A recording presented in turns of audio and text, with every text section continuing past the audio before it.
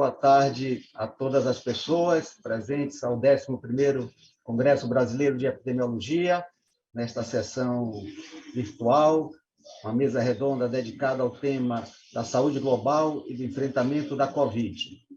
Para discutir esse tema tão importante, temos 3 experts no assunto: o professor Dr. Paulo Marchiori Bus, que é o coordenador do Centro de Relações Internacionais em Saúde da Fiocruz, uma pessoa com larga experiência na temática, com produção acadêmica e advocacy, militância política em prol de uma saúde global democrática equitativa. O Dr. Jarbas Barbosa, vice-diretor da Organização Pan-Americana da Saúde, pessoa também com longa trajetória, importante trajetória na área da saúde pública e agora nessa posição de liderança de uma importante organização multilateral como a OPAS. E, finalmente, a professora Deise de Freitas Lima Ventura, também estudiosa da área e atualmente coordenadora do programa de doutorado em saúde global, ela que é professora da Faculdade de Saúde Pública da Universidade de São Paulo. A saúde global sempre foi um tema importante, mas não há dúvida de que, nesse contexto da pandemia, essa temática entrou na discussão cotidiana, não apenas dos especialistas no assunto, mas de todos que acompanham a evolução dessa crise sanitária e social que foi desencadeada e agravada pela pandemia de Covid. Nesse sentido, o Congresso de Epidemiologia, a comissão científica teve a sensibilidade e a argúcia de organizar essa mesa e convidar esses 3 ilustres palestrantes. Eu, de minha parte, quero agradecer também o convite. Sou Luiz Eugênio de Souza, atualmente vice-presidente da Federação Mundial de Associações de Saúde Pública, e tenho, então, a honra e a satisfação de moderar a discussão. O Paulo Bus vai falar especificamente sobre multilateralismo, papel da Organização Mundial da Saúde e iniquidade na distribuição de vacinas. Eu quero, então, convidá-lo para a sua apresentação. Por favor, Paulo.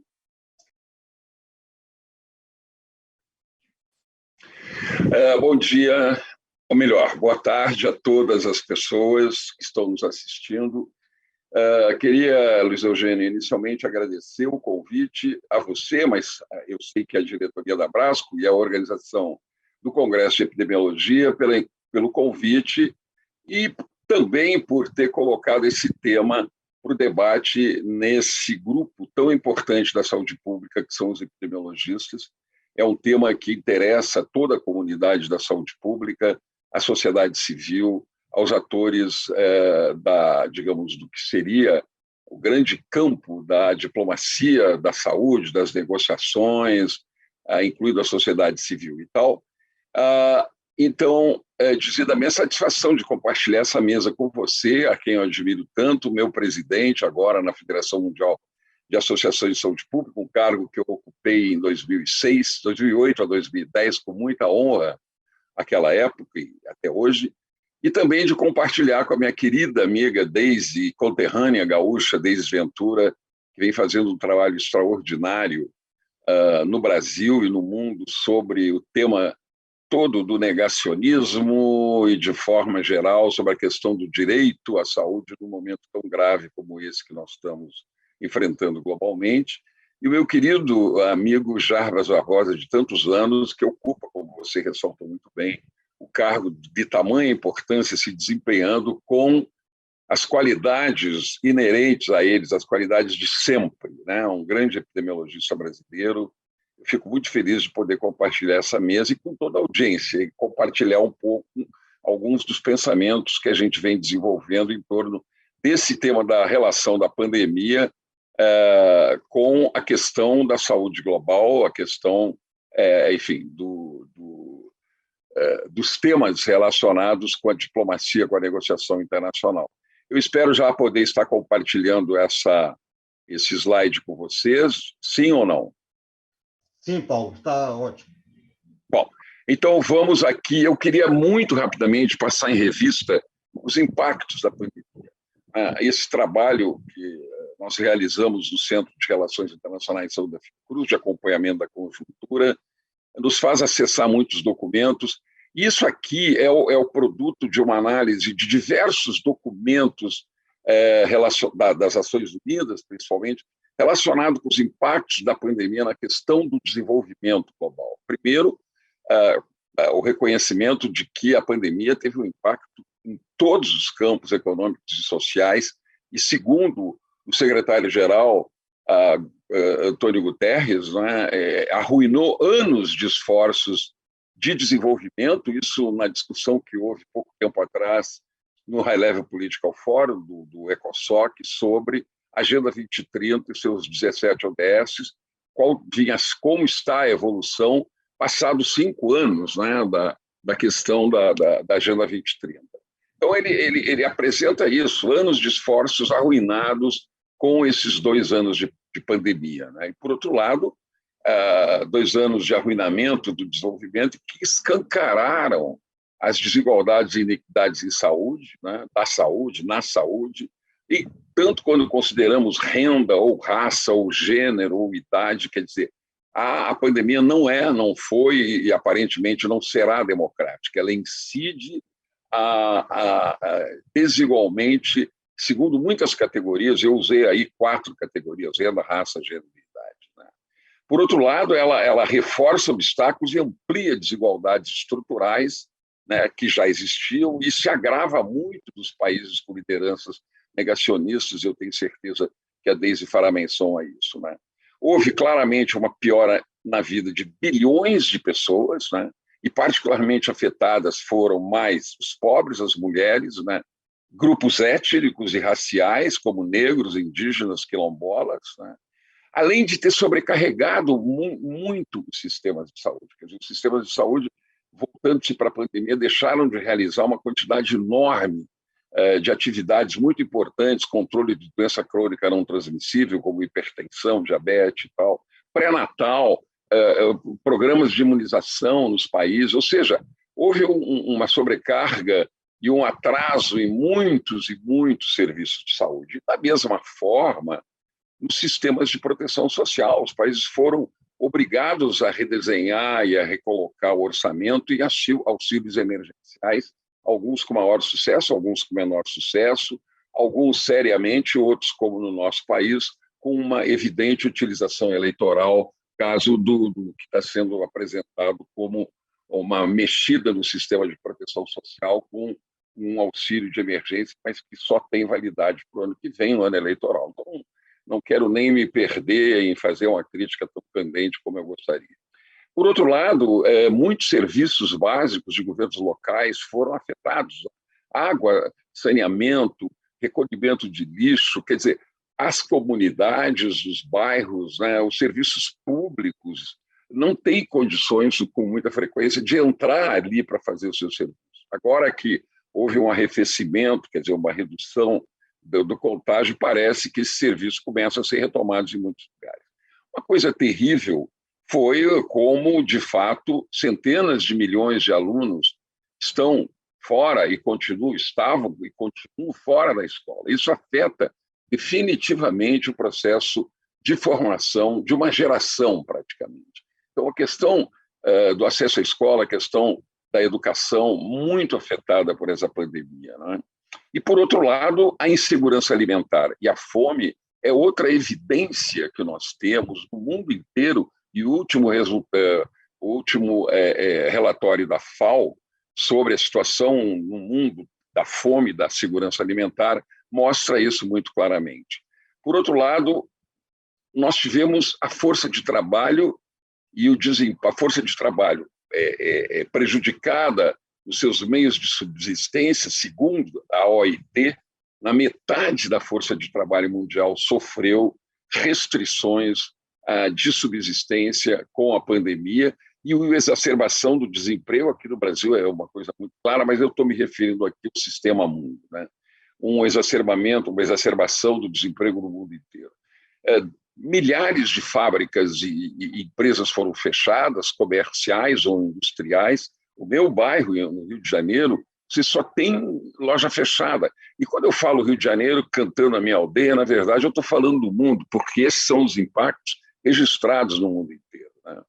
As cadeias de abastecimento e valor também se alteraram profundamente com uma falta de produtos no mundo inteiro de muita coisa, né? Não só produtos relacionados com a enfermidade, medicamentos, vacina, nem se fala, né? Mas também a oferta de produtos nas cadeias produtivas todas, né? Quer dizer, para nós que nunca havíamos vivido uma pandemia, é uma coisa surpreendente, assustadora, né, o que nós verificamos e continuamos verificando, né? Os investimentos e as remessas dos migrantes dos países que estão nos países desenvolvidos, né, eles reduzem muito a remessa, dada a crise que eles mesmos passaram a enfrentar, o que faz com que as economias nacionais de países mais pobres, que dependem muito de investimentos e remessas de imigrantes, sofreram acentuadamente, né? A mobilidade internacional das pessoas, o serviço de turismo, não há dúvida alguma. E quando nós entramos no grande terreno da economia política global, as dívidas pré-existentes, né, e as vulnerabilidades de muitos países endividados se tornou mais grave ainda, né? E o Fundo Monetário e o próprio Banco Mundial, mas principalmente o Fundo Monetário, que faz um discurso com pompas e circunstâncias, na realidade, ele não facilitou, nenhum país que sustenta o FMI nas suas conexões internacionais e na forma como ele organiza as finanças internacionais, reduziu a dívida dos países, apenas transferiu, não houve praticamente nenhum perdão de dívida, né? E, finalmente, a própria assistência humanitária e a proteção aos milhões de refugiados, um trabalho feito pelas Nações Unidas, está profundamente prejudicado. Quer dizer, em relação a essa realidade, né, é quando o multilateralismo global, o sistema Nações Unidas, mas também o multilateralismo com todas as agências e fundos da ONU, não me refiro apenas ao sistema OMS, do qual faz parte a OPS, mas todo o sistema, incluindo as instituições de Bretton Woods, as instituições financeiras internacionais, deveriam estar adequada e positivamente mobilizada para fazer frente a essa que nós intitulamos como sendo o que eu vou mostrar agora, né, uma crise sanitária, mas instalada pela pandemia em 2020, se prolongando até hoje, que, na realidade, aprofundou as crises já existentes. A crise política da fragilidade do multilateralismo, a crise social global em cada país, cada região, a crise econômica que impacta sobre o social, a crise ambiental e uma crise, a meu juízo, ética, demonstrada pela pandemia com a falta absoluta de solidariedade internacional, principalmente dos países do grupo do G7, antigo G8, os países mais ricos do mundo, ou do G20, que é o 7 mais 13, né, incluindo a União Europeia. Ou seja, o G20, o G7, os países mais ricos do mundo, que dominam 80% da economia, que têm os recursos financeiros acumulados, que têm o capital financeiro ali localizado.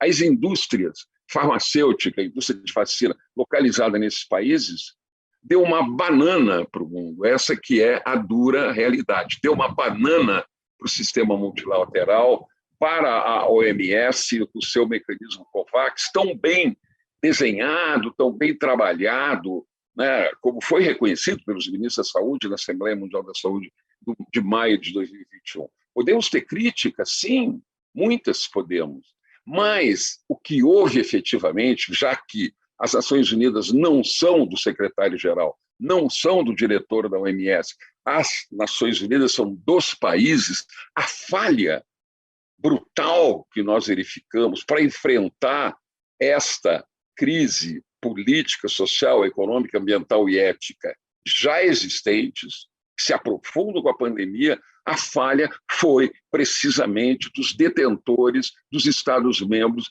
do sistema das Nações Unidas, mas que colocou o multilateralismo em questão. Para o público comum, quem falhou foi a ONU, Quem falhou foi a OMS. Mas, na realidade, quem falhou foram os Estados-membros, são os Estados-membros, e são os países mais ricos do mundo. Lamentavelmente, ter que dizer isso. Primeiro, com uma evidente postura do governo americano de Trump, que inclusive se retira da OMS em meados de julho do ano passado.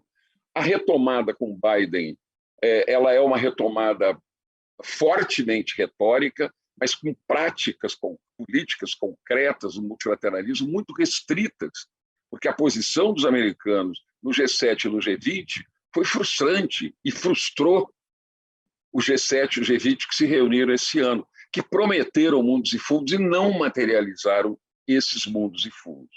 Não doaram as vacinas que disseram que iriam doar, tampouco colocaram os recursos financeiros que tinham prometido no mecanismo COVAX e aqui na nossa região, muito provavelmente no fundo rotatório da OMS, digamos, manejado, administrado pela OPAS. Né? Nós vamos lançar um livro que chama Diplomacia da Saúde, Respostas Globais à Pandemia, no próximo dia 15 de dezembro. O livro está pronto, só falta o ISBN para a gente poder distribuí-lo antes, inclusive, do lançamento. São 32 capítulos que tratam de todas essas questões que eu mencionei até aqui. Né? E que a apresentação feita por mim e pelo Pedro Burger, que somos os organizadores, declara na segunda parte dessa frase que está aí, que a pandemia mostra a incompetência política e técnica da governança global e da governança da saúde global, de ambas as dimensões. Da governança global, ou seja, da governança de todos os componentes fora do setor saúde, e da governança da saúde global, que é o sistema OMS-OPS. Houve uma demonstração clara, na maior parte das vezes, por irresponsabilidade dos Estados-membros ricos, que nem na Assembleia Geral das Nações Unidas de setembro, nem na reunião do G20, nem na reunião do G7, que são os mais ricos do mundo, e tampouco na Assembleia Mundial da Saúde, foram capazes de dar respostas efetivas, positivas, solidárias. Por quê? E o maior exemplo é esse, a concentração de vacina, por exemplo, a compra das vacinas, 75%, 80%, 70%, 75%, 80%, aí os números vão variando conforme a leitura, ou melhor dito, conforme o comunicador, está concentrado nos países ricos. Em compensação, menos de 5% das vacinas foi aplicada em países em desenvolvimento, como, por exemplo, a África. Aqui na América do Sul, aqui na América Latina, a gente até deu uma recuperada. O resultado, qual é? O resultado é que hoje nós temos, de novo, o mundo inteiro nervosíssimo com o surgimento de uma nova variante, parece que muito grave, da África do Sul. Derivada do quê? Derivada da baixa, obviamente, dos problemas sociais e econômicos enfrentados pela população da África do Sul, de um lado, que não podem seguir chamado protocolo não farmacológico, distanciamento físico, não sei o que, mas também pela falta de vacina, porque em alguns outros países a vacina mostrou que consegue fazer uma redução do número de casos e bastante também da gravidade da doença. Então, o que nós estamos enfrentando, então eu abro e fecho essa apresentação dizendo isso. A crise sanitária instalada pela pandemia de Covid-19 em 2020 e que se prolongou por 2021, aprofundou crises políticas, sociais, econômicas, ambiental e ética pré-existentes e mostrou a incompetência política e técnica da governança global e das lideranças mundiais para enfrentar um desafio de tamanha envergadura.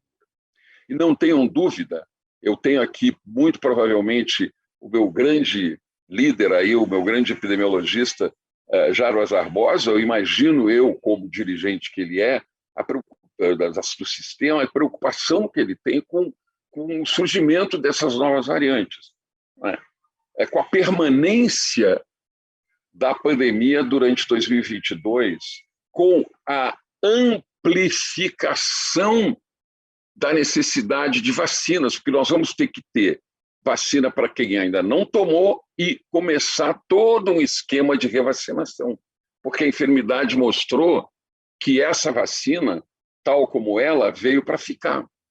Não só a vacina, mas se nós tivermos de novo a crise como tivemos na Europa, né, no início da pandemia, a própria Europa ficou sem o rompimento da cadeia de abastecimento, quer dizer, todos os bens utilizados no controle da pandemia faltaram e vamos continuar seguramente em 2022, se não houver, e agora eu queria então fazer a última menção, se não tivermos alguma coisa positiva acontecendo no final desse mês. Hoje é dia 26, se não tiver acontecendo alguma coisa de novo, dia 30, 1º, 2 e 3. O que vai acontecer na próxima semana, começando segunda-feira? Primeiro, uma reunião da Organização Mundial da Saúde, da Assembleia Mundial da Saúde de 2021, que terá uma sessão especial de 3 dias para discutir o que vai ser feito quanto ao tratado global sobre pandemia.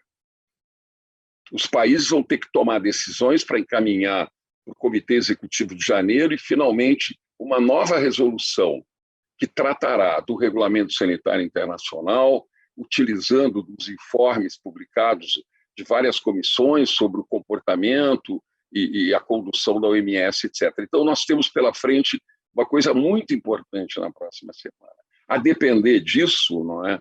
Nós vamos ter algum reencaminhamento mais solidário ou não a haver, né, desse dito multilateralismo. E número 2, né, vamos ter a reunião da Organização Mundial do Comércio, a Conferência Ministerial da OMC de 2021.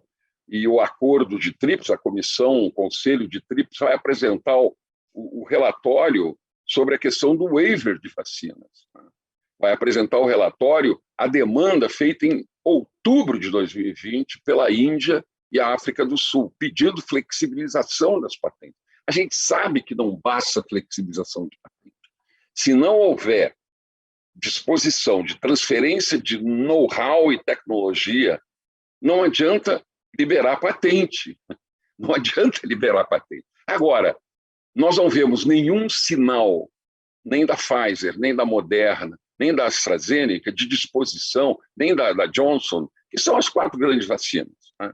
Vamos dizer, do mundo ocidental, porque tem as vacinas chinesas e as vacinas da Rússia, que já foram colocadas mais generosamente à disposição, embora a gente também não saiba o quanto isso é real, verdadeiro, mas essas grandes empresas que estão localizadas nos grandes países do mundo, por que elas não estão sendo pressionadas com as regras do capitalismo para fazerem a liberação, compartilhamento do seu conhecimento por parte dos próprios países? Ou seja, nós estamos em guerra, né?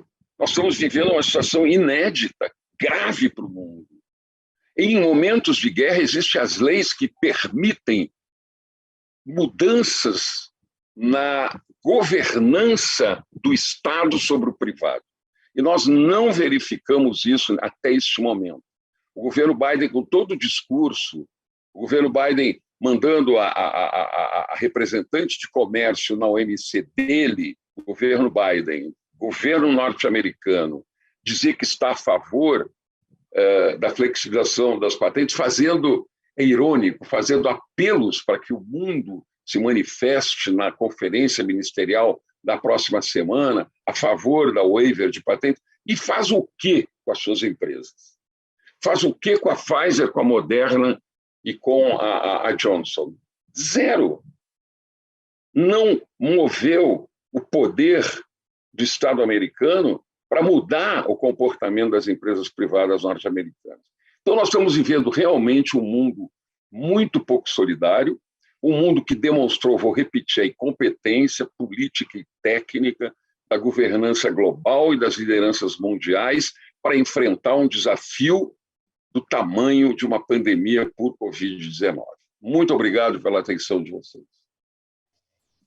Muito obrigado, Paulo. Excelentes colocações, mostrando, de fato, a intensa atividade na arena global da discussão da saúde, a quantidade de protocolos que as organizações multilaterais, OMS, divulgaram a OPS e outros divulgaram, é enorme, ou seja, há uma grande atividade diplomática, uma grande atividade no plano político e técnico das organizações, mas, de fato, os países que constituem essas organizações e são responsáveis pelo financiamento das ações, pelo desenvolvimento das ações, aí sim há uma falha, há uma dificuldade de respostas coordenadas. As disputas geopolíticas ocupam espaço que dificultam a coordenação das ações e a maior efetividade do combate e do controle da pandemia. E vivemos momentos decisivos nos próximos dias. O Dr. Tedros tweetou um pouco mais cedo hoje que a OMS está perto de um acordo em relação ao tratado pandêmico. Contudo, há resistências de países importantes, como os Estados Unidos, em tornar vinculante esse pacto, esse novo tratado. Bom, quero agora convidar o Dr. Jarbas Barbosa da Silva Júnior, vice-diretor-geral da Organização Pan-Americana da Saúde, para nos falar sobre as lições aprendidas com essa pandemia e os desafios que se colocam nesse momento de grande preocupação, o surgimento de novas variantes, intensa atividade na arena internacional, na saúde global, na diplomacia da saúde. Por favor, doutor Jarbas. Boa tarde, Luiz. É um prazer enorme estar participando. Eu não consigo ativar minha câmera, porque diz que o host é quem fechou, então tem que o organizador aí poder ativar. O Jarbas? Isso. Um minuto. Ok. Obrigado. Bom, eu agradeço a Brasco o convite. Eu creio que o Congresso Brasileiro de Epidemiologia sempre é um marco, é extremamente importante, né, fazer esse debate dos vários aspectos, né, que nós temos em relação à pandemia. Eu vou apresentar algumas lições, eu digo sempre, são lições interinas, né, porque a pandemia ainda não terminou. Nessa quarta onda na Europa, o surgimento dessa nova variante que ainda se está avaliando, né, completamente que impacto pode trazer, mas nos lembram com muita força de que a pandemia não acabou. O Brasil, os países da América do Sul, de uma maneira geral, estão vivendo numa situação agora melhor, né, com a redução importante e sustentada do número de casos. Provavelmente é uma combinação de várias coisas, aumento da imunização, aquela persistência por meses, né, de transmissão forte, que deve ter gerado também imunidade, né, natural em várias pessoas. Se cogita aqui uma certa proteção dada pela variante Gama, que circulou muito, né, no Brasil e na América Latina, que poderia ter dado alguma proteção para as pessoas ao terem contato agora com a variante Delta. São hipóteses e, como essas hipóteses precisam ser testadas, é importante ter precaução, é importante manter as medidas, é importante monitorar muito bem o sistema, o que ocorre, né, a dinâmica da transmissão. Mas eu diria, a primeira lição é que, claramente, ninguém estava preparado para uma pandemia como essa que a gente passou, né? Nenhum plano de preparação de nenhum país, nem os planos globais também tinham condições de enfrentar essa pandemia, porque os planos de preparação, em geral, eles levavam em conta o que nós já tínhamos vivido, né? A pandemia de 2009, da influenza, transmissão muito rápida, mas uma capacidade limitada de produzir casos graves, então os serviços de saúde não ficavam com sua capacidade ultrapassada. Tivemos também a SARS e MERS, né, que produziam casos graves, mas o coronavírus também são primos desse SARS-CoV-2, não se disseminavam com tanta velocidade, o que facilitou as ações de contenção. Agora nós tivemos a junção das duas coisas, né? Um vírus que se espalha com a facilidade, uma velocidade tremenda, e que tem uma capacidade de produzir casos graves que ultrapassam a capacidade de qualquer sistema de saúde, mesmo de sistemas de saúde de países desenvolvidos, como nós vimos lá em fevereiro, naquela explosão de casos no norte da Itália, aqui em Nova York, ou seja, mesmo sistemas de saúde de países ricos não conseguiram enfrentar essa realidade. Claro que uma decorrência dessa lição é que é preciso fazer uma revisão importante dos planos de preparação, levando em conta, inclusive, as ações concretas que os países fizeram. Os países que melhor responderam foram os países que tiveram, primeiro, mais velocidade de adaptação, segundo, que incorporaram de maneira mais rápida as evidências científicas que iam sendo produzidas na formulação das suas políticas. Então, atualmente, por exemplo, só para, sem entrar em muitos detalhes, quando a gente avalia as capacidades básicas de um país pelo Regulamento Sanitário Internacional, capacidade de laboratório, a grande maioria dos países tem laboratório de saúde pública na América Latina, mas poucos países foram ágeis o suficiente para expandir rapidamente a rede de laboratório, como era necessário no começo. E vários ficaram muito estagnados com isso, e até hoje a política e a estratégia de testagem é muito diferente de país a país, e isso, sem dúvida nenhuma, repercute, porque se a gente espera o número de casos hospitalizados e óbitos para entender que começa de novo a haver uma onda, a gente perdeu tempo. A gente poderia ter identificado muito antes que a transmissão comunitária estava se intensificando se a gente tem uma boa estratégia de testagem. Então, avaliar se tem ou não laboratório não é mais suficiente. Assim como capacidade de leitos hospitalares, etc. Então, nós temos que fazer essa discussão. Um dos temas que vai estar em debate na Assembleia Mundial da Saúde, que Paulo Busch fez menção, é exatamente também essa avaliação que hoje é feita por autodeclaração. Que grau de avaliação externa seria desejável se fazer, né, de avaliar a capacidade? Isso é um tema sensível, porque mexe com a soberania de cada país e também exige que se tenha fontes de financiamento para ajudar os países mais pobres, né? Não adianta se ter uma comissão, um roteiro muito bem desenhado para avaliar as capacidades básicas e depois entregar um país sem ter financiamento previsto para que cada país do mundo possa ter essas capacidades básicas.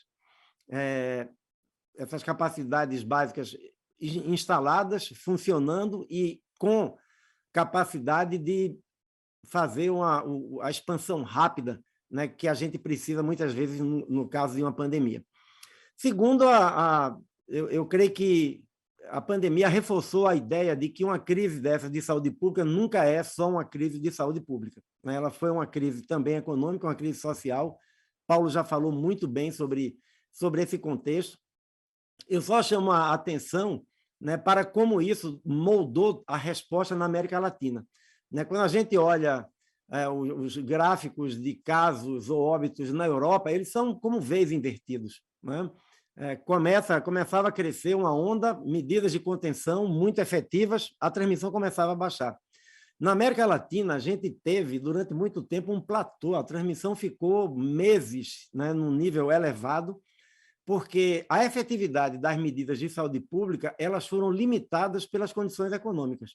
Numa economia que 50% é informal, pessoas vivendo em uma condição quase natural de aglomeração, né, nos bairros pobres da periferia das grandes cidades brasileiras e da América Latina, sem uma rede social capaz de atenuar o impacto, né, nessas famílias mais pobres. Ou seja, essa conjunção explica muito porque medidas que foram altamente efetivas em países europeus, na contenção dos picos, na América Latina, elas se revelaram só parcialmente efetivas, né? Elas conseguiram, em certa medida, evitar a explosão de casos, com algumas exceções. Tivemos isso em Manaus, tivemos em Guayaquil, no Equador, mas conseguiu-se evitar aquela explosão dramática de casos, mas não se conseguia controlar, né? A curva não baixava, ficou como um platô aí durante muito tempo.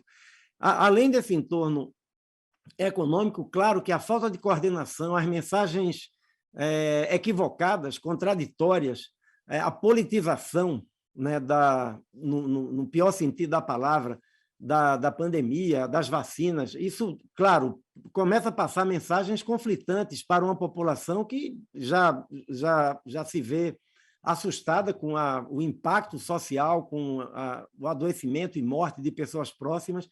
Isso também foi extremamente complicado. Uma terceira questão, a pandemia realçou alguns problemas estruturais importantes dos sistemas de saúde, né? O baixo financiamento, a fragmentação, né? A fragilidade da atenção primária da saúde, a falta de preparação adequada de grande parte dos nossos profissionais de saúde, os planos de controle de infecção hospitalar sem implementação efetiva. Ou seja, nós tivemos durante a pandemia, se a gente tomar, por exemplo, o número de casos graves e mortes entre profissionais de saúde na América Latina comparado com o da Europa, as nossas taxas são muito maiores, né? Porque em grande parte dos serviços de saúde você não tinha acesso a equipamento de proteção individual, você não tinha preparação do serviço, como reflexo desse subfinanciamento crônico, né? Só 2 países na região atingem o recomendado, né, de 6% do PIB como gasto público, né, com saúde, que se considera como sendo o limiar, né, para que você possa ter um sistema de acesso universal. Por outro lado, eu diria que também reforçou o interesse das pessoas, né, no setor saúde. Nunca se falou tanto sobre saúde, e eu creio que isso pode abrir, sem dúvida nenhuma, um caminho para que os sistemas de saúde se fortaleçam, recebam mais recursos, se busque fortalecer a capacidade desses sistemas de saúde. Uma outra lição é a questão das desigualdades, né? Paulo também já fez menção, a gente, olhando por qualquer indicador, aqui nos Estados Unidos, por raça, cor, no Chile e no Peru, nós temos bons estudos por área de moradia. No Brasil, temos excelentes estudos também por área de moradia, nível de escolaridade, nível de renda. Os mais pobres foram 2 a 3 vezes, tiveram 2 a 3 vezes maior risco de desenvolver casos graves e de morrer, né? E pobres aí incluindo também grupos vulneráveis, como população indígena e outros. Isso é parte daquele círculo vicioso, né? Essas populações têm já naturalmente, entre aspas, barreiras de acesso importantes aos serviços de saúde. Então, entre elas, é muito mais frequente a hipertensão sem controle, diabetes sem diagnóstico e sem controle, câncer que não é tratado de maneira adequada, ou seja, as condições que facilitam o desenvolvimento de formas graves são muito mais prevalentes nesses grupos. E essas mesmas barreiras também fazem com que eles procurem serviços de saúde mais tardiamente, o que, já com os casos mais graves, o que explica essa desproporção, né, nos casos graves e na mortalidade que a gente enfrentou. Eu creio que isso é uma outra chamada importante, de que nós não podemos pensar planos de saúde sem levar em conta medidas destinadas a reduzir barreiras de acesso e a abordar de maneira eficiente as desigualdades. Eu creio que muitas vezes os nossos planos nacionais de saúde eles estabelecem metas, são metas que mexem com as médias, né, da população e, como já se disse muito, por baixo da média, você tem realidades tão diferentes que, se não forem levadas em conta e forem alvo de políticas específicas, a gente vai estar perpetuando essa desigualdade.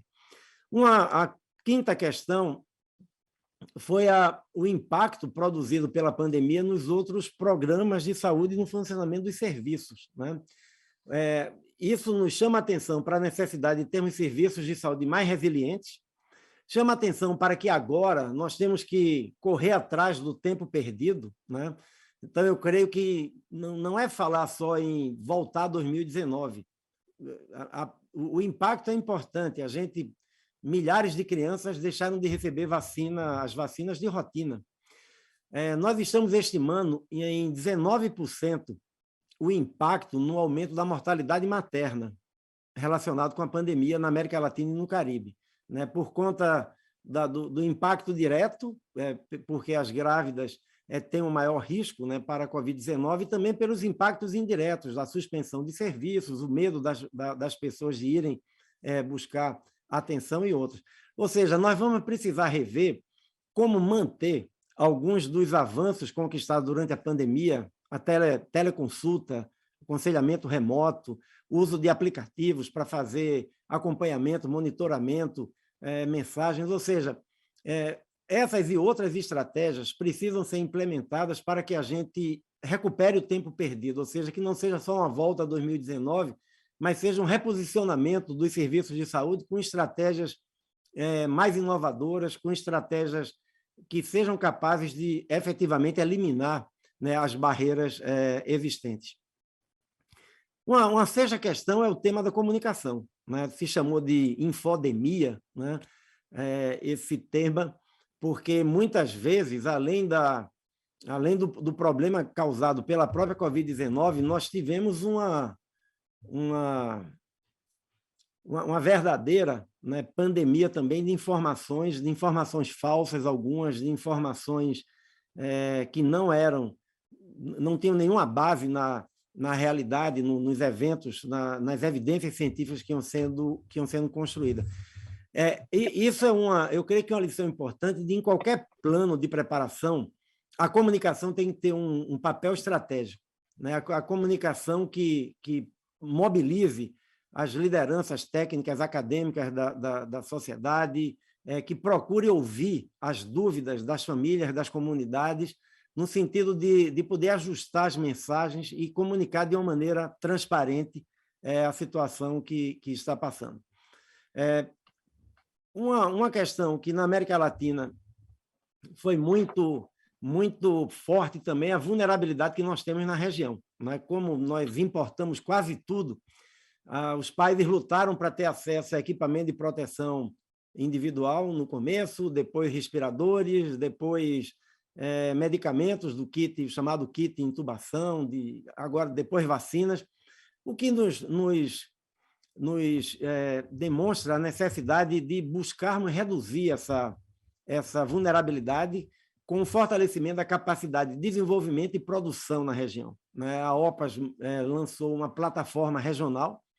Nessa plataforma regional, nós trouxemos para a região das Américas essa iniciativa do desenvolvimento e produção de vacinas baseadas em RNA mensageiro, né? Além de ser uma plataforma tecnológica nova, ela poderá ser usada no futuro para outras doenças de interesse na região, como dengue, como chikungunya, como zika.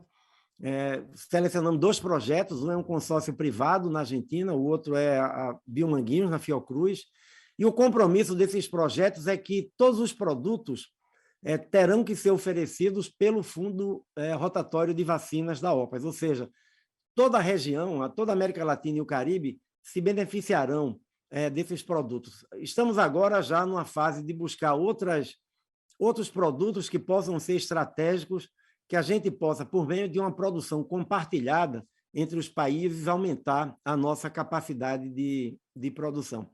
E, por último, o tema da governança global, né? Paulo já falou muito bem sobre o impacto, né, que isso produziu. O mundo estava completamente despreparado, né? E não se teve até agora, pode ser que na próxima semana a gente tenha uma boa notícia da Assembleia Mundial da Saúde, mas não se produziu até agora, eu diria assim, o acordo básico de como garantir acesso equitativo, né? Eu creio que esse é o principal problema. A OMS lançou o mecanismo COVAX para ter acesso às vacinas, lançou um pilar que é um acelerador para teste diagnóstico, que foi muito importante. Por conta desse pilar, hoje a gente tem teste de antígeno que tem uma performance praticamente igual à do PCR e custa 1/4 do preço, e não precisa de laboratório, pode ser feito pela própria pessoa num posto de saúde, num centro de saúde, ou seja, o pilar de medicamentos também foi importante para fazer chegar kit, intubação, corticoide, em países da África que não tinham. Então, mas falta o principal para mim, que é ter uma regra, né? Se nós temos o mecanismo, que é o mecanismo COVAX, mas os laboratórios produtores não são obrigados a entregar vacina para o COVAX, o carro fica sem combustível, né? Nós vamos ter sempre os produtores privados priorizando os acordos bilaterais, porque nesses acordos bilaterais eles cobram mais caro do que cobram para o mecanismo COVAX, inclusive nos acordos bilaterais são todos confidenciais, né, os preços, mas do que a gente capta, né, aqui na região, uma vacina de RNA mensageiro que a gente está negociando para compra direta pelo fundo rotatório da OPAS, ela está saindo para a gente $5 mais barato cada dose em relação a 3 acordos bilaterais que países da América Latina fizeram. Então, se não for estabelecida uma regra parecida com a regra que se tem para a influenza, né, que foi um avanço, 5 anos de debate, mas em 2011 se aprovou o plano de preparação para a pandemia de influenza, em que todos os produtores de vacina de influenza eles são obrigados, né, e assinam o contrato quando recebem as informações para produzir a vacina de influenza todos os anos, de que no caso de uma pandemia por vírus de influenza, eles têm que doar uma parte da produção, tem que vender por preço acessível outra parte e tem que facilitar a transferência de tecnologia, que, como Paulo falou, se não há processo de transferência de tecnologia, a gente não consegue descentralizar a produção. Isso, infelizmente, só vale para vírus de influenza. Eu, quando estava como representante do Brasil, tentamos muitas vezes ampliar o espectro para qualquer pandemia, isso nunca foi aceito pelos países ricos. Então, se nós não tivermos regras desse tipo que reforcem a governança global, em termos de uma ação mais bem coordenada, eu creio que vai ter mais trabalho para concluir essa pandemia e vai estar menos preparado no caso de futuras pandemias. Então, eu acredito que a melhoria dessa governança global se dá tanto pelo fortalecimento do Regulamento Sanitário Internacional, ou seja, melhorar a capacidade de detecção e de resposta em cada país, porque se todos não estiverem protegidos, ninguém estará protegido, e, ao mesmo tempo, que se tenha um mecanismo efetivo, concreto, de solidariedade que permita o acesso equitativo. Sem acesso equitativo, eu creio que também é impossível a gente pensar em responder de maneira adequada a uma futura pandemia. Muito obrigado. Muito obrigado, Jarbas. Mais uma vez, uma excelente apresentação, bastante informativa, colocando aí tanto as conquistas quanto os limites dessas conquistas e os desafios. Não há dúvida que há muita expectativa em relação à revisão do Regulamento Sanitário Internacional, que isso foi importante para desenvolver uma capacidade de vigilância e de resposta, por outro lado, se mostrou insuficiente para conter a pandemia. E agora a discussão de, eventualmente, um novo instrumento, como um tratado pandêmico. E os 2 pontos que são fundamentais. Uma é a questão da equidade no acesso e outra é o financiamento dessas atividades para permitir que a equidade seja posta em prática. Então, agradeço a Jarbas as suas palavras. Queria, então, convidar a professora Deise Ventura, coordenadora do Programa de Doutorado em Saúde Global da Universidade de São Paulo e especialista em saúde global, militante da democracia da saúde no cenário global. Por favor, Deise. Muito obrigada, Luiz, por essa apresentação. Me sinto muito honrada de estar aqui com 3 grandes referências da área da saúde coletiva, o Luiz Eugênio, o queridíssimo amigo Paulo Bus e o Dr. Jarbas Barbosa. Agradeço muito à organização do Congresso Brasileiro de Epidemiologia por me dar essa oportunidade e também por pautar esse tema. Quando eu fui convidada a participar, me foi solicitado tratar especificamente da questão da pandemia e dos crimes contra a humanidade, e eu poderia reagir e comentar as 2 excelentes exposições que me precederam, com as quais eu concordo integralmente, mas eu vou aproveitar esses 20 minutos para, entre aspas, vender o meu peixe, que é falar sobre esse tema tão incômodo, tão desagradável e que foi tabu no Brasil, até o início desse ano, foi com grande dificuldade que nós conseguimos, pouco a pouco, pautar esse tema e, obviamente, com o apoio da Abrasco, que está à frente dessa luta pela democracia e pelos direitos humanos no Brasil, na área da saúde, não somente nela. Então, com os colegas epidemiologistas, eu gostaria de comentar, dentro desse breve espaço, 5 pontos que me parecem imprescindíveis para que a gente faça essa discussão. O primeiro é que a relação entre crimes e epidemias não é nenhuma novidade para a área da epidemiologia.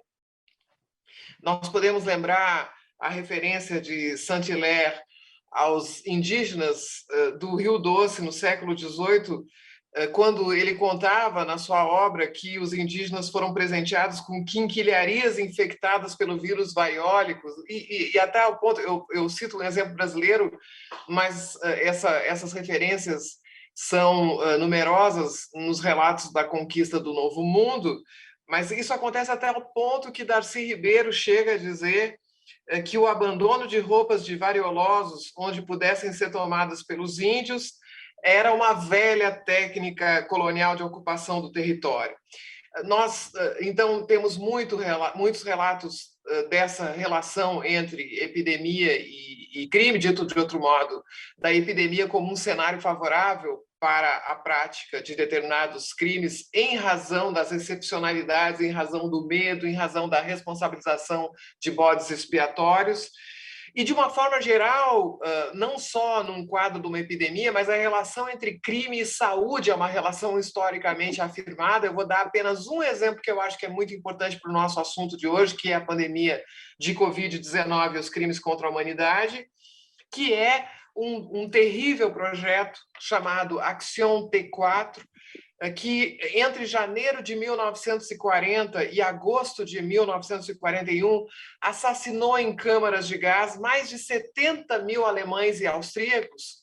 Eu lembro, então, o que as e os colegas já sabem, que as câmaras de gás não foram inventadas para o Holocausto dos judeus, elas foram inventadas antes pelo regime nacional socialista para eliminar as pessoas consideradas mental e fisicamente deficientes, e em 6 clínicas espalhadas pelo território alemão, os médicos que legitimaram o que eles chamavam de eutanásia, falsamente, isso não é eutanásia, né? Isso é simplesmente um assassinato em massa, mas a legitimação, o caráter de evento cientificamente legítimo era a afirmação de que as pessoas com deficiência, inclusive pessoas com esquizofrenia, crianças com síndrome de Down foram assassinadas nesse período pelo regime. O argumento é de que assassiná-las as libertaria de uma vida indigna de ser vivida, né? Esse é um exemplo particularmente interessante para nós, porque pouco tempo depois o regime nazista utilizou essa ideia também de depuração racial para eliminar aqueles que eram considerados inimigos da raça ariana, inimigos do regime, que todos nós sabemos, judeus, ciganos, homossexuais e outros grupos que foram visados por essa iniciativa. Mas esse exemplo é importante para dizer que não é nenhuma novidade histórica apresentar a morte massiva de pessoas como um evento cientificamente legítimo. Esse é o meu primeiro ponto e eu acho que ele é da maior importância para o segundo que eu quero enunciar para vocês agora. Quem pela primeira vez falou em crime contra a humanidade no contexto da pandemia foi o embaixador norte-americano David Sheffer, que já em abril de 2020 já escreveu um artigo da maior importância numa revista de política externa que é crucial para os Estados Unidos, do Conselho de Relações Exteriores norte-americano, o embaixador David Sheffer, que foi ninguém menos do que o negociador norte-americano do Estatuto de Roma, que criou o Tribunal Penal Internacional. Então, nós não estamos falando de um amador, nós estamos falando de um especialista em direito penal internacional, que negociou os mais importantes tribunais penais internacionais, os tratados constitutivos dos mais importantes tribunais penais internacionais, como de Ruanda, da ex-Iugoslávia, e foi também o negociador-chefe da delegação norte-americana na negociação do Tratado de Roma, que cria o TPI em 1998. O embaixador David Sheffer disse, então, que as más práticas de saúde intencionais de chefes de Estado configuravam um crime contra a humanidade no sentido previsto pelo Tratado de Roma, né? Portanto, puníveis processáveis e puníveis nos Estados partes do Tratado de Roma. Infelizmente, os Estados Unidos não são um Estado parte do Tratado de Roma, porque assinaram, mas não ratificaram o Tratado de Roma. Mas, apesar disso, o embaixador Schefter declarou e desenvolveu essa ideia de que, havendo forma de evitar a propagação da doença e de proteger a saúde das populações, não fazê-lo intencionalmente não poderia ser considerado poder discricionário de um governante, ou seja, um governante não tem o poder discricionário, ou seja, a margem que é deixada para a lei, para aferir juízo de oportunidade ou conveniência de uma determinada política pública ou de uma medida de saúde pública ou de qualquer outra área. Quer dizer, o que o embaixador Schefter disse, isso não é discricionário. Se eu tenho as formas de prevenir a propagação de uma doença e eu não faço, eu não estou usando meu poder discricionário para a política pública. Eu estou cometendo um crime, porque a lei não permite que o Estado, que tem o dever de proteger a saúde do indivíduo, seja um instrumento de ataque a essa saúde, inclusive podendo colocar em risco a vida dessas pessoas. É muito importante dizer isso, porque cada vez que a gente fala em genocídio e crime contra a humanidade, principalmente no Brasil, mas não só no Brasil, logo se levantam vozes dizendo que a gente não pode banalizar essas expressões. Eu também acho, eu estudo direito internacional há 30 anos, e também não quero banalizar a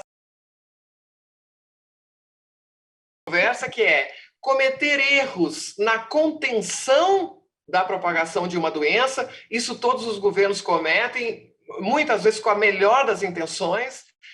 Há a incerteza, há tudo que não se pode prever. E existem as condições estruturais que não podem ser resolvidas de uma hora para outra, justamente porque são estruturais, e ainda mais num contexto excepcional. Então, não se confunda erro cometido no afã de conter uma pandemia com o erro de não conter a propagação. Confundir essas duas coisas. Errar quando a gente tenta conter a pandemia pode acontecer, isso não será crime. Cometer o erro de propagar uma pandemia dizendo para a população que essa propagação é a melhor resposta, isso sim é um crime e é algo inaceitável, e não se confunde com erros pontuais ou com limites econômicos ou com a gravidade ou a virulência ou entender o que isso representou para que a gente possa agir nesse posicionamento que foi referido pelos expositores que me antecederam. Nós não podemos negligenciar esta parte aqui que eu quero repetir com vocês para que ela não se repita. Que exista um negacionismo pontual de determinados setores da sociedade, que existam dificuldades específicas, não se assemelha a uma política de Estado que seja de negacionismo científico, porque quando a população vai buscar no seu guardião, no guardião da Constituição, das leis, no guardião da saúde, que é o Estado, a informação, e a população recebe uma notícia falsa, uma fake news, uma mentira, com intenções específicas, isso tem uma diferença muito importante. Combater movimentos anti-vacina, combater notícias falsas, isso a saúde pública sempre enfrentou historicamente. Agora, quando é o Ministério da Saúde, quando é o órgão encarregado de controle da saúde que dissemina as mentiras, nós temos uma diferença muito importante. E a principal mentira que nos interessa para fins de investigação de crimes contra a humanidade, é essa tese da imunidade de rebanho por contágio, que, obviamente, no Congresso Brasileiro de Epidemiologia, eu não preciso explicar que é cientificamente falsa, porque não se adquire essa imunidade na resposta a uma pandemia dessa dimensão, não se conhece a extensão, a duração, as características dessa imunidade. E, além de tudo, nós temos a questão da mutação viral, aí dessas novas chamadas variantes virais, mas, além de tudo, e o meu ponto principal é de que, do ponto de vista ético, essa imunidade de rebanho por contágio, além de falsa cientificamente, ela é absolutamente inaceitável, porque nenhum governo pode ter o poder discricionário de decidir a morte de centenas de milhares de pessoas quando ela é evitável. Não somente a morte de centenas de milhares de pessoas, mas o sofrimento e sequelas graves, inclusive a Covid prolongada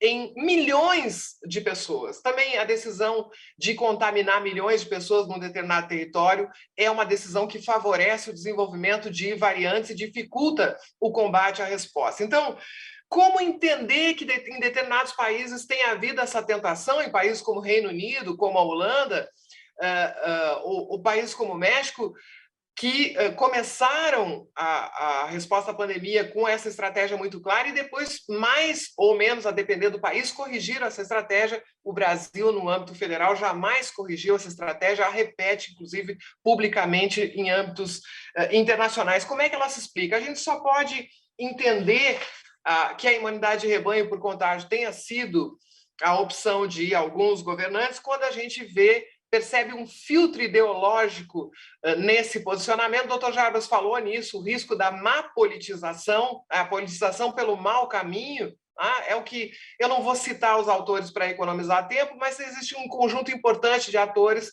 que já perceberam na nossa literatura da saúde global o vínculo entre o que se costuma chamar de darwinismo social, o que não é justo com Darwin, mas eu também não vou desenvolver esse aspecto por falta de tempo. Darwin não disse isso. Mas, enfim, muita gente, principalmente aqueles que defendem o neoliberalismo e as políticas de austeridade fiscal, transpuseram o raciocínio da seleção natural para a seara econômica, dizendo que aqueles que são melhor sucedidos no nosso sistema econômico são os mais talentosos, são os mais fortes, são aqueles que têm maiores competências. Então, o nosso sistema econômico implementaria uma seleção natural em que os melhores venceriam, seriam aqueles que teriam maior renda, maior capacidade econômica, o que todos nós sabemos que é mentira, né? Mas esse raciocínio, ele é transposto na fala de incontáveis representantes do governo federal brasileiro e pontualmente de outros países também, é a fala de que, se nós deixarmos a pandemia de Covid-19 seguir o seu curso natural, prevalecerão os mais fortes, os mais fracos, aqueles que, obviamente, mais fracos nessa linguagem política, seriam aquelas pessoas idosas, com comorbidades, obesas, pessoas que seriam, então, atingidas, essas sim correriam risco e as demais não correriam risco, principalmente se usassem também um tratamento falso, que é o tratamento precoce. Então, tese falsa, tratamento falso. Isso nos levou a chamar essa forma de perceber a suposta imunidade de rebanho por contágio como uma forma de neoliberalismo epidemiológico, no sentido de que começaram a crescer essas referências à possibilidade de deixar a doença seguir o seu curso natural como uma forma, então, de melhorar, inclusive, a nossa, entre aspas, raça, porque sobreviveriam justamente os mais fortes, e isso faria também com que o Estado não investisse em vidas que não são dignas de ser vividas. Eu estou fazendo uma alusão direta ao exemplo dos nazistas, que eu mencionei agora há pouco, com o projeto de eliminação de pessoas com deficiência física ou mental, inclusive leve, inclusive crianças. É aí que se chega, esse tipo de ideário que é alardeado aos quatro ventos do Brasil. Onde é que ele chega? Ele chega nos totalitarismos, ele chega nas grandes aberrações históricas, como foi o regime nazista. É esse o caminho que segue esse tipo de discurso, que diz que, então, no caso da pandemia de Covid-19, aqueles que são vulneráveis que se virem, né? Eles tendem a ser eliminados porque a vida deles vale menos. Então, esse caldo de neoliberalismo epidemiológico, darwinismo social, essa ideia de que as desigualdades sociais podem ser justificadas pela suposta força, capacidade ou as qualidades de um ser humano, quando a gente sabe muito bem que, infelizmente, há bilhões de seres humanos que jamais vão superar desigualdades estruturais às quais elas são submetidas, por maior que seja sua fé, seu esforço, a sua dedicação, porque são determinantes estruturais que precisam de atuação do Estado e que precisam de políticas específicas de redução de assimetrias. Na verdade, nós estamos definindo o assassinato em massa de centenas de milhares de pessoas. É isso que nós estamos fazendo quando nós deixamos uma doença como essa seguir o seu curso natural, sob o pretexto de que o Estado não tem condições de cuidar de todas as pessoas. Ainda assim, é diferente o Estado não poder cuidar de todas as pessoas e o Estado contribuir para disseminar uma epidemia. Há uma diferença importante aí.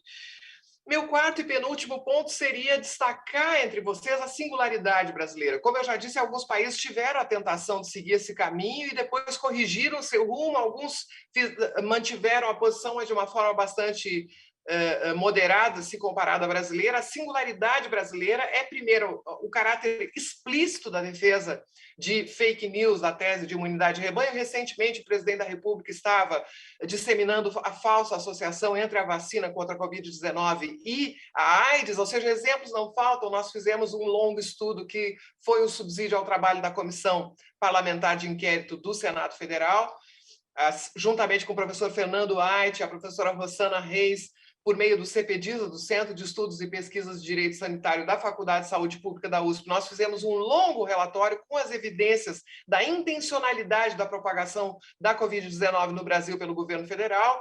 Esse relatório foi acolhido, desenvolvido, complementado e figura do relatório final da Comissão Parlamentar de Inquérito, que, por sua vez, será levado à Haia no Tribunal Penal Internacional, onde já existem outras comunicações relativas ao genocídio dos povos indígenas e também a crimes contra a humanidade praticados durante a pandemia.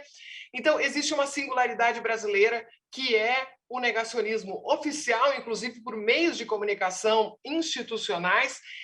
Não só o caráter explícito dessa intenção, nós descrevemos diversos trechos de discursos, e não apenas do presidente da República. A gente tem um plano sistemático das autoridades federais em relação à propagação da Covid-19, com maior ou menor protagonismo das diferentes autoridades, mas com um envolvimento tão representativo que ele faz com que qualquer pessoa que siga uma estratégia diversa, pense diferente, seja desligada do governo federal, nem chegue a assumir o cargo que exercia. Né? Além desse caráter explícito da intencionalidade de propagar a Covid-19 como forma de resposta à pandemia, nós também temos a singularidade do caso brasileiro de que essa posição persiste, apesar das resistências dos governos locais, apesar da resistência do Poder Legislativo e do Poder Judiciário em diversos pontos. Não há dúvida sobre essa intencionalidade, porque ela persiste contra tudo e contra todos, e inclusive contra a comunidade científica, incluída a Abrasco e tantas outras entidades da maior importância. E por que isso acontece? Isso acontece porque não há mudança de posição, em nenhum momento há mudança de posição do governo brasileiro, que continua acreditando na mesma coisa que acreditava desde o início da pandemia, mas não por razões científicas ou por motivações de saúde pública, mas porque percebeu nessa estratégia de resposta uma perspectiva eleitoral importante que, dita de modo sintético, é o seguinte: a redução da atividade econômica causaria prejuízo eleitoral para esse governo no ano que vem, e para manter a atividade econômica num patamar desejável, ou para poder responsabilizar outros atores pela redução da atividade econômica, o governo faz essa escolha, que obviamente também se coaduna com obscurantismo, ignorância, despreparo gravíssimo de quadros, militarização do Ministério da Saúde. Existem outros elementos, mas no nosso modo de ver, no nosso estudo, a questão determinante é uma avaliação político-eleitoral. E eu termino. Meu último ponto é simplesmente a constatação de que, se não existir uma condenação, não necessariamente pelo Tribunal Penal Internacional, porque os tempos da justiça são tempos diferentes, e particularmente o tempo da Justiça Penal Internacional é um tempo diferente, se dizer que jamais os crimes praticados no Afeganistão ou nos territórios palestinos ocupados seriam investigados. Analistas diziam com absoluta convicção: jamais o TPI vai ousar investigar, jamais o Tribunal Penal Internacional de Haia vai ousar investigar os crimes do Afeganistão ou os crimes do território palestino. Levou 20 anos, mas essas investigações estão abertas, ambas estão abertas. Isso custou, inclusive, represálias contra o pessoal do Tribunal Penal Internacional, que sofreu, não são sanções, porque sanções podem ser legítimas, são represálias mesmo, como congelamento de bens, a negação de visto de entrada no território norte-americano. Para a procuradora do TPI, que foi procuradora até poucos meses atrás, Fatou Bensouda, e diversos assessores foram impedidos de receber visto dos Estados Unidos, tiveram seus bens congelados, tudo isso como represália por essa investigação. Essas medidas de represália já foram suspensas um pouco tardiamente pelo novo presidente dos Estados Unidos, Joe Biden, mas isso mostra o quanto essa investigação surpreendeu e causou impacto internacionalmente. Então, porque os tempos da justiça podem ser outros, nós não vamos discutir esses crimes pensando qual é a nossa chance de que isso seja processado ou não. Claro que as chances existem, e claro que essa luta é uma luta de todos nós, cidadãs e cidadãos brasileiros, mas o mais grave é que não seja dito por nós que isso é crime. Uma coisa é que os juízes, os tribunais vão fazer, a outra coisa é nós da saúde pública, nós juristas, nós cidadãs e cidadãos brasileiros, nós temos que dizer que isso é crime. Simplesmente porque se nós não dissermos que imunidade de rebanho por contágio é crime, nós estamos legitimando governantes, seja qual for o seu partido político, seja qual for a sua atuação ideológica, para que, diante de uma nova epidemia, se deixe as doenças seguirem o seu curso natural. O que é absolutamente inaceitável, não preciso explicar do ponto de vista jurídico, ético, sanitário e etc.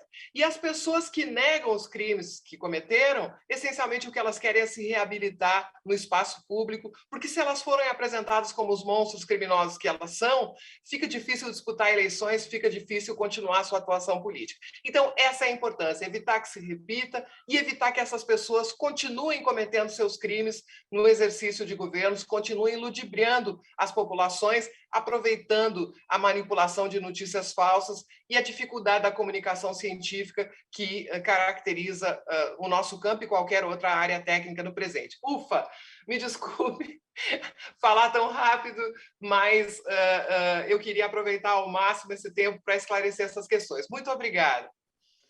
Muito bem, muito bom, excelente, professora Deise, agradecer muito sua fala.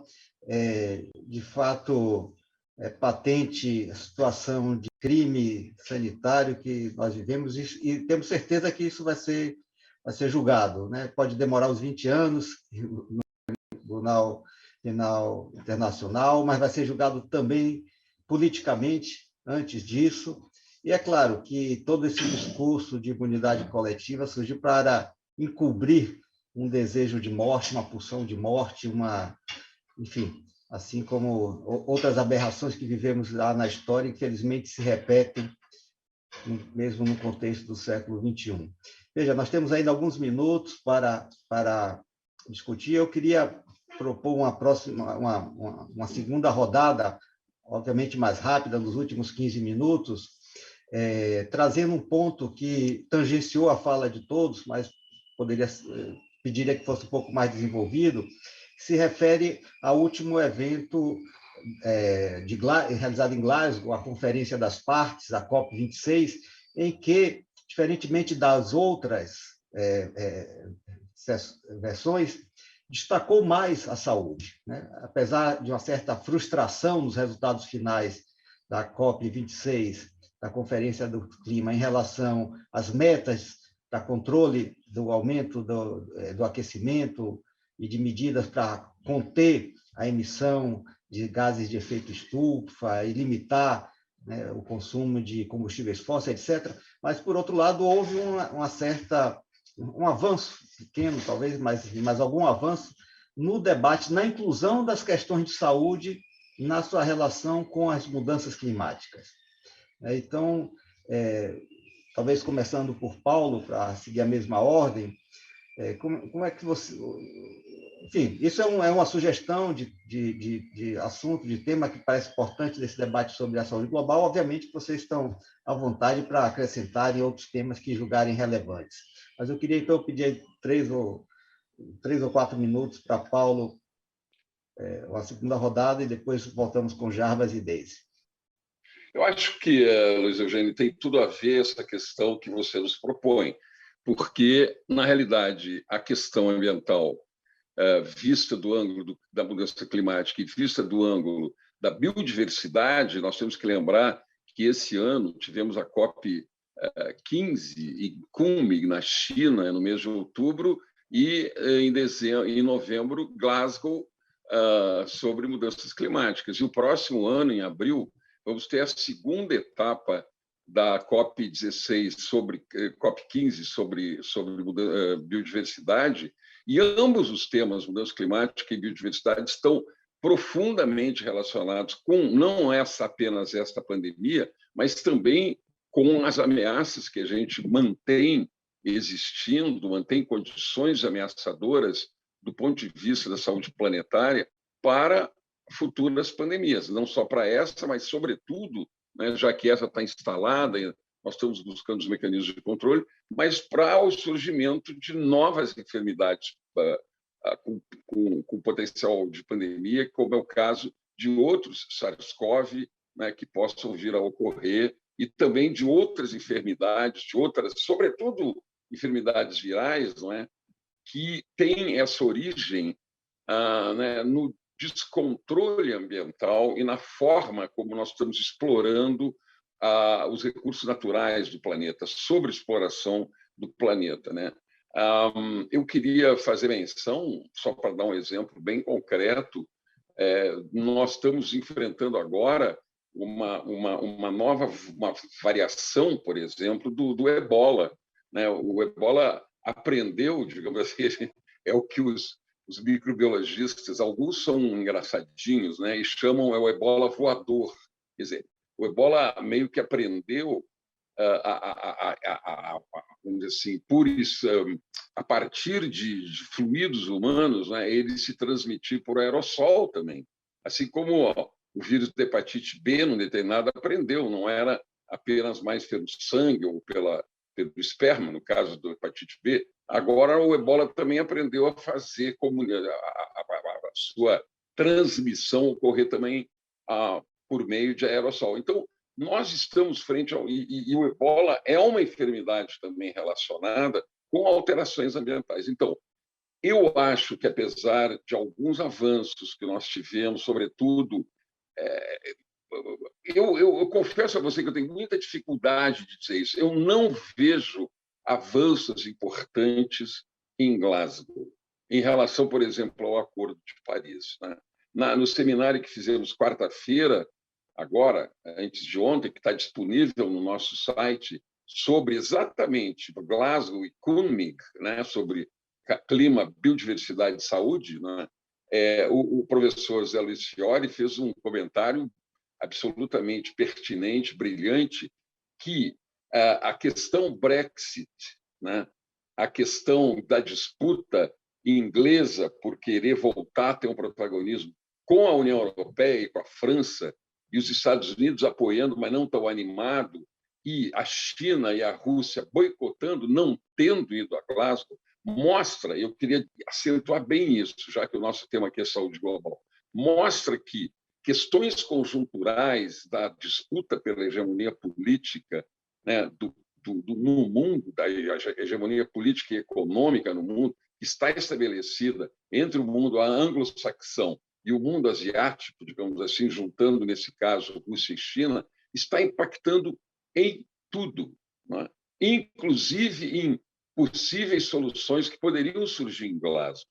Mas ninguém quis dar protagonismo ao Boris Johnson, que quis puxar para Glasgow o protagonismo que é de Paris, que é do Acordo de Paris. Ele queria ter melhores resultados do que aconteceu na COP de Paris e não conseguiu, por um boicote absolutamente consciente, né, sobretudo do chinês Xi Jinping, do russo e também de alguns poderes, sobretudo da França.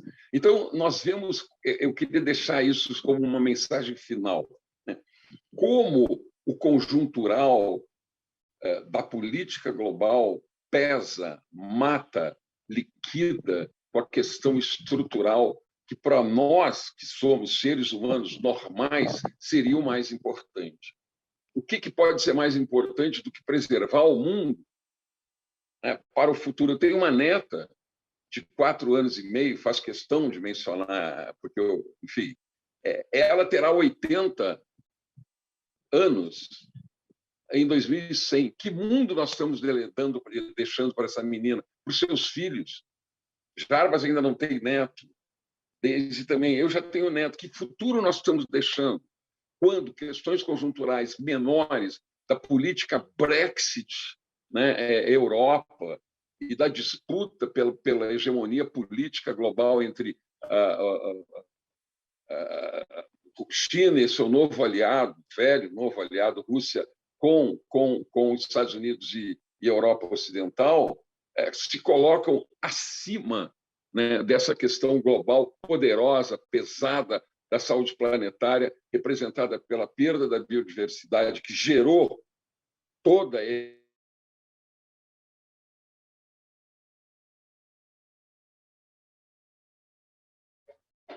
Parece que congelou, Paulo.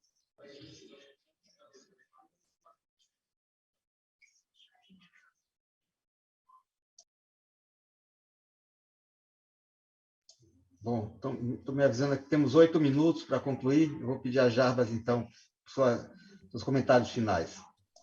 Ok, Luiz. É um tema muito importante. Eu acho que além do que Paulo já tão brilhantemente colocou, né, eu creio que a saúde tem que ter tem que ter um papel-chave nesse debate sobre a questão climática. Não só pelas relações diretas, né? A gente pode estimar e se estima em centenas de milhares de mortes por ano nas Américas causadas diretamente por problemas com a poluição atmosférica, né? Falta de acesso à água de qualidade, ou seja, a gente tem esse conjunto já de causas diretas. Mas temos outras implicações também, né? O que não fizermos agora pode, e já está, né, aumentando a ocorrência de eventos extremos. Alguns países na nossa região são extremamente afetados por isso, né? As ilhas do Caribe sofrem com isso e é preciso um investimento enorme para ter hospitais que sejam hospitais que resistam, né, quando há furacões e tempestades nas ilhas. Ou seja, já hoje, uma parte da riqueza do país que poderia estar sendo usada para outras coisas está sendo utilizada para minimizar os impactos que já existem hoje, que vão piorar. E tem um terceiro elemento também, que é a questão da saúde única, né? Os nossos Estados-membros aprovaram agora em setembro uma resolução, e eu acho que o grande desafio é nós traduzirmos em ações concretas, né, o conceito de uma saúde. Nós estamos invadindo o tempo todo áreas naturais que têm vírus, que têm hospedeiros tradicionais, e estamos alterando nesses ecossistemas, fazendo com que, quando a gente olha, os coronavírus todos vieram de animais que aprenderam a pular a barreira biológica. Um vírus pandêmico de influenza vai fazer também esse mesmo caminho. Então, essa ideia de que nós, quando fazemos intervenções, né, e eu creio que no Brasil isso foi um grande avanço. Na época que eu estava no Ministério ainda, a gente conseguiu incluir o impacto na saúde, né, porque só tivemos um exemplo importante final dos anos 90, tinha toda uma intervenção de reforma agrária no Amazonas que foi inviabilizada pela malária. Ou seja, investimento público tremendo, famílias que foram para lá, e o projeto ficou inviável pela malária. Então, eu creio que cada vez mais essa avaliação com mais tecnologia, com mais sofisticação, precisa ser feito, porque os impactos posteriores disso, muitos deles não serão recuperados, ou serão recuperados com um custo tremendo. Então, eu creio que a saúde precisa, sem dúvida nenhuma, ser uma parte mais ativa desse debate. Obrigado. Muito obrigado, Jarbas. Professora Deise, por favor. Só teria a acrescentar a tantas coisas importantes que já foram ditas, a questão da produção de alimentos, que também é uma vertente muito importante, né? Essa forma de pecuária que se disseminou nas últimas décadas, originária principalmente dos Estados Unidos, mas hoje difundida mundo afora, é realmente um verdadeiro convite às mutações, aos saltos epidemiológicos, essa prática de colocar num mesmo local uma população de milhares de animais e muitas vezes animais que nunca conviveram juntos, me refiro historicamente, né, ou naturalmente. Além de tudo, além dessa forma de produzir, nós temos a nossa proximidade com animais silvestres decorrente do processo de urbanização, também o desmatamento muitas vezes está relacionado à pobreza e à invasão de habitats naturais. Então, nós temos aí animais silvestres que vão se aproximando da gente e que vão se aproximando de outros animais nessa forma de criação que faz com que a introdução de um patógeno nesse ambiente seja extremamente favorável a tudo que nós queremos evitar. Então, a gente precisa falar, além de tudo que Jarbas e Paulo já falaram, que falaram já as questões mais importantes, eu acho que nós precisamos também adicionar a reflexão sobre a regulamentação da indústria alimentícia, sobre a regulamentação da produção, da nossa relação com os animais não humanos, que é crucial, é também extremamente incômodo, também é um tema tabu,